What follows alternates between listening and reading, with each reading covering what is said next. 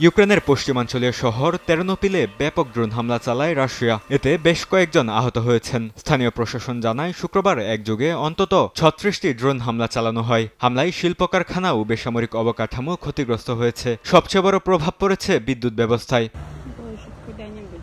রাশিয়ার কৃষ্ণ সাগর তীরবর্তী তুরাপসে বন্দরে ইউক্রেনের ড্রোন হামলায় আগুন লাগে বলে জানিয়েছে স্থানীয় কর্তৃপক্ষ। সামাজিক মাধ্যমে ছড়িয়ে পড়া ভিডিওতে দেখা যায় আকাশে বিশাল কালো ধোঁয়ার কুণ্ডলী উঠছে। তুরাপসে এটি চতুর্থ হামলা বলে নিশ্চিত করেছে ইউক্রেনের ড্রোন বাহিনীর কমান্ডার।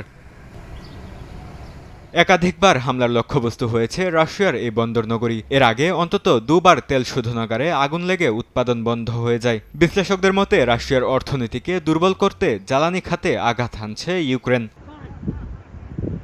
রাশিয়ার সঙ্গে দীর্ঘস্থায়ী যুদ্ধে জনবল সংকট মোকাবেলায় সেনাবাহিনীতে বড় ধরনের সংস্কারের ঘোষণা দিয়েছে ইউক্রেন। নতুন নিয়োগ ও কাঠামোগত পরিবর্তনের মাধ্যমে সেনাবাহিনীকে আরও কার্যকর করার পরিকল্পনা নিয়েছে প্রশাসন। প্রেসিডেন্ট ভলোদিমির জেলেনস্কি জানান, সামনের সারির পদাতিক বাহিনীর জন্য বাড়ানো হচ্ছে বেতন ও বিশেষ চুক্তি সুবিধা।